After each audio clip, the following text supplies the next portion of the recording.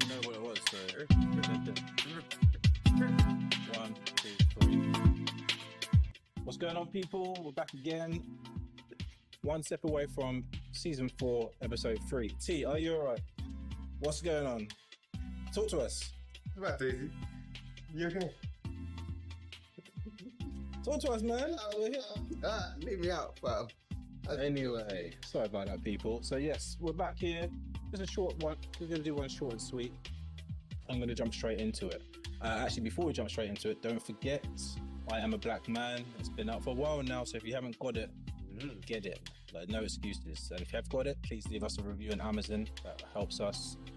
With regards to socials, please subscribe, YouTube, Insta. Let's build this community, yeah? So, Appreciate it.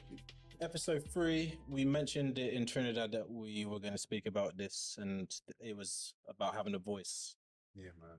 As well, I'll leave it as ambiguous, and then you guys take it Well, however you want. ridiculous.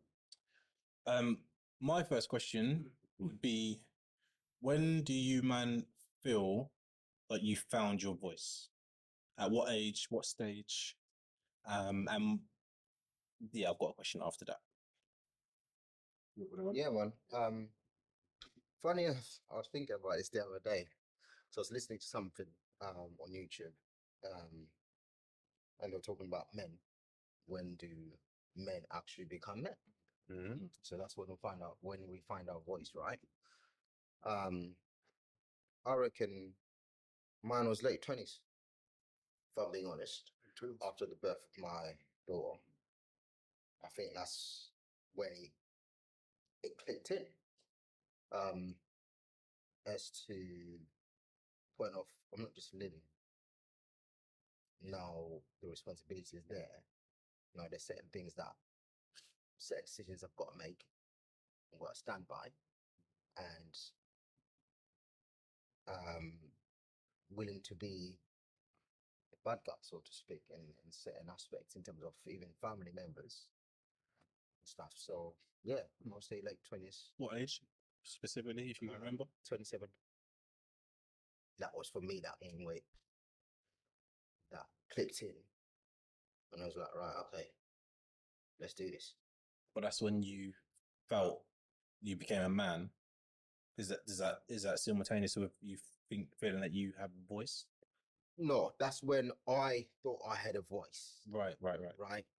Because you can become a man at 80. Yeah? Or 21, whatever.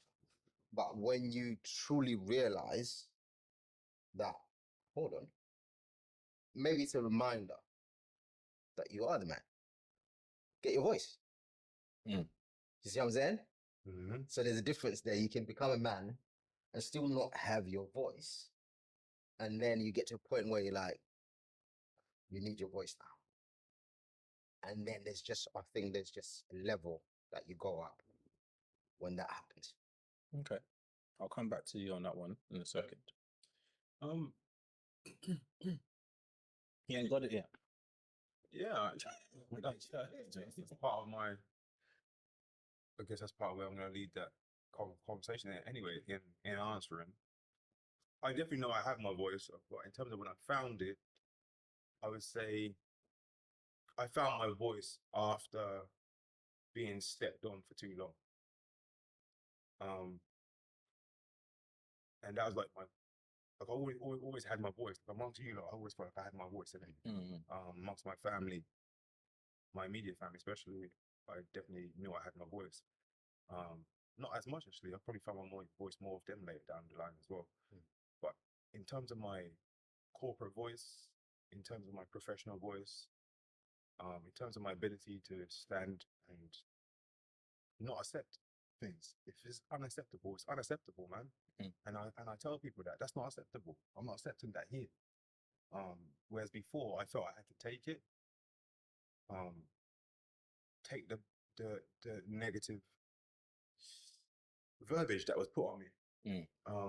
For years, man, years. And I felt like I couldn't have a voice until I was someone professional, qualified, experienced, blah, blah. Now I can come for you. That's how I kind of ran that, really. So yeah, it took a lot of hell, a lot of silence, a lot of, I don't want to upset the apple cart type situation. Yep. A lot of, you could do me something, so I want to keep you on my best side, even though you're treating me like trash. I'm not going to respond in that way. I'm going to say, morning, well, it's up to you because you're the reason why I'm still here. You understand what I'm saying? And it got to a point where I felt like, you know what, I've got my feet sunk deep in this ground now, yeah? Let me tell you something. Now I've got my voice now. And my voice isn't what is stereotyped amongst us for one step away from DNA, shouting, swearing, fighting.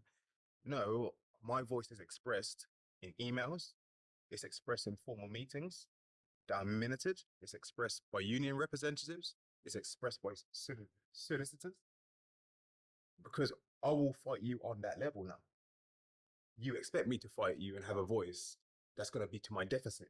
But I've taught myself to have a voice that's going to be to my benefit. Okay. And that's my aspect. Yeah, I think the upset that apple cart resonates with me the most. I'm like UT. It was late 20s for me. And I'll be honest, like I generally feel embarrassed for some of the things that I avoided. Thank you. Some of the things that I didn't step up to. So I think let slide. Some of the things I let slide, like generally. But I think it just stems from, I think the turning point was just, like getting into my late 20s. And I think that's when social media was just taking a turn where you were just seeing a lot of stuff happening in the world that was affecting our people, you know? And no one was, and I'm thinking like, with everyone's got followers, everyone's got like how or connected to people, but people just going past their day like this stuff is not happening. I think there was some stuff like there was like racist incidents in like Starbucks and stuff like that kind of era when things were getting exposed by companies and some things were being put into the news, like, and it's just like what, and companies getting away with it. And to be fair, there's one girl like locally who she kept posting stuff about like just kind of defending like our people in a way, and I'm like, why am I not speaking out? Like, why am I not speaking up on this? Because if not, that means I'm compliant or I'm complicit for that just to be happening. And just seeing this stuff on socials, and I know social media isn't the be all and end all, but I was like, nah, man, like if people are following me, you're following me for a reason, like whether you're friends, colleagues, whatever, but I don't care anymore. Like if you're following me, you're going to see me just from a digital standpoint. And I think that took a turn for me because there's so much stuff that happens at work, and there was an incident that always stays with me that happened at work where the N word was used in my desk area, and it's a long story, but someone used the N word. Excuse me. Someone used the N word to describe like NWA, but they actually said the N word. Like, and no one does that. And as a white lady, and that was said because we were just talking about music, and then it just all went quiet in the pod, and I just felt there was something in me is like, this can't run. Like everyone heard it. I can't let it run. But it took. Now they're looking at you now to respond. Well, probably, but it took me about 3 hours. Like I sitting on my pod. I remember I contacted some of you guys. I said, this happened, man. Like I feel a certain type of way. Like something got to be done, and I was going back and forth. I remember going to the toilet trying to kind of just calm down because I could feel like, when you like want to kind of express yourself, but you're trying to control like your voice because you want to kind of project, but you don't want to be too aggressive. So you're trying to balance like your raw emotion into corporate, I guess. And it took me almost all day. But at the end of the day, I had to say something, and I had to apologize to one of my. I had to apologize to one of my colleagues because she wasn't there at the time. So she's now going to walk, or she's now sitting into like a board of fire. What's going to happen? But I was like, sorry, person, I know you wasn't here, but what was just said here is never acceptable, and that's not acceptable. And then it's all kicked off. And the funny thing is, my boss at the time, like as soon as she heard it, that's when she reacted. Like that's like everyone was waiting for something to be said so they can start putting the wheels in motion. But from that point, I was like, that's never happening again. Like things like that, which may have been may have let slide or whatever, not happening again, man. But what for you guys would you say stopped you from having a voice before the point you thought you had one? The turning point, like so, before you guys felt like you found your voice or become a man, whichever way you want to look at it, what stopped you from getting to that point earlier than what you did? I just want to jump in there because I just want to pay a little bit more focus on what you said there, man. And this is what I struggled with. Like you talk about the workplace, talk about incidences going on there, and then you like got to a point where you were like, you know what, this can't run. Yeah. Yeah. And this is a part that I really can't stand. And this is like, as far as I'm concerned, everyone in that office was responsible, but the onus was still the onus of the resolution of that situation was still put on the victim of that. Yeah. Yeah. I can't stand that part. Why should it be on you are the person harmed? Mm. Why should it be on you to come and resolve the harm that was caused to you in a work in an environment? Mm. And that's so prominent, and that's happened to me many times where a black thing goes on. I'm the only black person working there. No one says nothing until I come and say something. Then it's like, yeah, they shouldn't say. No, pipe down. Yeah. You didn't say nothing. Yeah, I agree. What you said is right. Yeah. You understand? You didn't stand up for me then, especially when if you're the same culture or heritage, they're probably going to listen to you in your situation more. Same argument that they give with men who are violent towards women. If another man comes and says, "Listen, man," you're more likely to sit there and listen to someone of your peer, of your gender peer, because that person might have a derogative view of the opposite gender. Yeah. So the same way, if a racist word has been used in an office space, it's on everyone there. Everyone is responsible who is present. But now you got to go into a toilet and think about how you're going to come across. Yeah, that's exactly what happened. Even though you're the victim of it. But you understand what I'm saying? As the victim at that point when you are addressing it. But that's the pressure that people don't understand that we apologize to the colleague that was in there. Yeah. Why? Because then he would look at you as the aggressor. So now you're at fault for addressing. Did the person who said it say sorry? I don't even know. I think they said something that not meaningful because they were arguing at the fact that she was GGA. They were arguing the fact that they were saying that's the name of the band. That's the name, because that's when my boss stepped in, and everyone was saying no, it isn't right. It shouldn't have been said. And she was trying to defend the fact that that's the name of the band, but everyone was like, but you just don't say the full word. Everyone says NWA. You know what I mean? So, but yeah, it's funny because like I said, my boss at the time, like it was like they were waiting for a reaction from me because clearly everyone heard it, and then that's when I got all the is everything right? So but you had to consider your voice. You had to go away. Yeah. Consider what sort of voice you're going to use today. It was more controlling. I think it was that, but it was more controlling, like that inner kind of like. You know how we can talk, innit? Like if you need to get straight to the point. You get straight to the point, but it's just like, but no one's, because I'm in that work mode, in that corporate, I don't know if I can control that straight to the point mode in that capacity. I don't know what it looks like. And I didn't want to put myself in that position where I don't know what I would become in that situation. Sorry, carry on. But you're also dealing, this, I'm just going to say as is, you're dealing with a female. So whereas, if it's a man, there's a level that we can converse, and know what's what. But because it's a female, you've got to then tone down. Yeah, you're right. If you went to that level, whereas if it's me and you, I'm like, bruv, that's not right. Yeah, you're right, man. I think subconsciously. I can't say that's a female because then I hear you, but I'm just saying we have to consider that aspect of it as well. Like, everything. Now I've got to tone it down so I can address you in a way. Again, that doesn't make me look like the aggressor in this situation, because all it takes is for her to be in tears. That's wild. And the script is just flipped again. Yeah, all of that was running through, and I think I was still relatively new to the team as well. That's another dynamic. And so that dynamic, and it was like, once again, it's just those oppressive things that are going through your mind. I don't want to seem out of place or whatever, but it is I knew, I just knew that something's going to be said. I'm going to say something. I didn't know, but it was just about, okay, how is it going to happen? But I knew it, and that's probably what built up the apprehension, is that fact that I was waiting for the right moment. Make sure everyone's at the desk. Make sure like there's a moment of silence so I can go, right, guys. So that was building up, like, it was building up nerves, it was building up anxiety. It really was.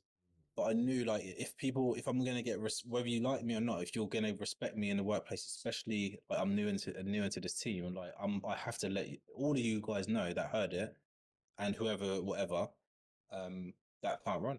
You set the precedence, because imagine if you didn't say that, then you almost subliminally said it's okay. Yes, yes, and I couldn't allow that. And like I said, that was at the same point where I was starting to feel like something inside me is like, why do you keep holding back? Why? So yeah. So anyway, going back to my question in terms of what was the period between or before you both got to that point? What was it? Was it similar kind of thoughts? Like you already mentioned about not upsetting the apple cart. Yeah, that and the apple cart was more than just the workplace, by the way. It was just in general. I just don't like to upset people. Yeah, I prefer to joke and run joke and make people laugh and whatever. You sure? Yeah. Yeah, because I've always been like, you went to school with me, man. You know what I mean? You actually knew how I was. You know what I'm saying? So, you know what I mean? You always make you bust laugh and bust joke, even as someone else is. Anyway, so what's cool? That's just what I like to do. You say you don't like to upset people. I don't like to, no. But yeah, someone else's expense.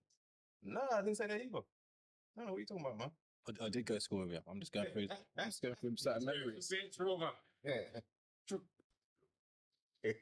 So anyway, I'm not your agony uncle. Anyway. Wow. Anyway. Carry on. If Jay was here, we got the floor rolling. Jay knows what I'm talking about. And yes, Jay and S know what I'm talking about. Man blew up things, man. Too much. Anyway, Tasty, I'm glad you're innocent here. But yeah, but overall, I do prefer to see people smile, and I prefer people have a good take on me. For whatever reason, I don't know whether you can really break that down really in childhood or blah blah blah blah. But I got to a point where that wasn't good enough for me anymore. Like, people shouldn't have to like me or respect me because they're gaining something from me. Whether it's a laugh or anything else, yeah. Like, I need a level of balanced respect from everybody. Yeah, from everybody. Period. You don't have to like me. You're gonna respect me. That's how I am now. Yep. Yeah, and that's why I maybe I jump on too many things straight away, but I don't let nothing slide. Not in the sense of beef or nothing like that, but if you say a comment, if you act a certain way and that, and I'm not comfortable with that, I'll just have a word for you. Can I have a quick word, please? And so yeah, just that. I mean, you might have meant that this way. It didn't sit well with me. I'm just letting you know where I stand with that. So if in future you might be upset with doing things like that, but with me, please don't. Yeah, because it's not acceptable. And all them little things will slowly. What did my mum say to me? You teach people how to treat you. Yeah. You teach people how to treat you, and the only way you can teach someone is if at each turn they've done something a bit, you have to just steer back, just to steer back. And if the person doesn't have the respect for you, they won't steer back. That's fine. Go on. Yeah. Go on. You know what I'm saying? I don't need you in my life. You don't need you in my energy or in my space, because you're disrupting me. Yeah. And that's another point. With finding my voice, I'm okay with saying bye. Oh yeah, 100. Trust me. Okay. Trust me. I really am. And that's bye in multiple senses. Yeah. Of the word. I might not even say the word bye to you. Yeah, and it might not be because we, you know, I mean, had a fall now or anything like that. This might be. That's just where you stop. Yeah, man. Yeah, Like, it's a silent removal. yeah, yeah, for whatever reason. Because you need to really one thing, and this obviously delves into mental health, and I'll park it there. I'll after that. But you've really got to be mindful of your own energy, man. Yes. You really got to be mindful, brothers, sisters. Yeah. Because if you run out of energy and you still got to spend it after that, Mm. you don't know where that's going. You know, because control comes when you have energy. Mm-hmm. If your energy's gone and you still got to spend after that, that's what I'm saying, man. Yeah. Mm. Yeah. So that's the turning point that I had. Mm. So yeah, because I was going to spend it after. I was empty. And I guess just before you come into it, I think a lot of it comes with being comfortable with making people feel uncomfortable. Mm. And it's not to make them feel uncomfortable for no reason, but it's to make them feel uncomfortable for the thing that's harmed you, if that makes sense. Whereas I don't want to make you feel uncomfortable, even though you've hurt my feelings. No, I need to let you know. So I need to teach you that what you said or what you've done, and there's so many examples that I can like that come from my head. Well, I made that transition where actually, yeah, and it does make things sometimes awkward. Whether you're in a workplace or if you're in public, like there's some public situations where like someone just makes a reference about color or a tan or whatever, and the whole environment becomes a bit awkward because I am comfortable with the uncomfortable. And that's another element of finding your voice and actually standing on business with your voice and with what you say and what you believe. You hear that, man? Mm-hmm. What are you saying, big man? I'm contemplating whether to actually Go down this rabbit hole. um, the first thing I'll say is you find your voice when you decide to become selfish. Go on. Not in a negative way, but selfish is putting yourself first, right? Yep. That's when that turning point comes in for me, because like yourself, in terms of joking around and napping around, that's always been my kind of thing. But also I've always thought the best of people. So even though someone makes a remark that really I shouldn't be letting slide, part of me would give him a pass and think they didn't mean it that way. Yeah. Do you see what I'm saying? But for me, a turning point came when I found out I was going to be a father. That's the reason why I'm contemplating whether to, because then that's another podcast. What would that podcast be called? Want to put it time. But it was at that point that I realized I had to stand my ground in so many ways, because what was happening, I wasn't agreeing. Turn that simple. But it's interesting because from my perspective, you see your life played out by other people in the room, like, oh, I'm here. You lot are planning my life and I'm standing right here.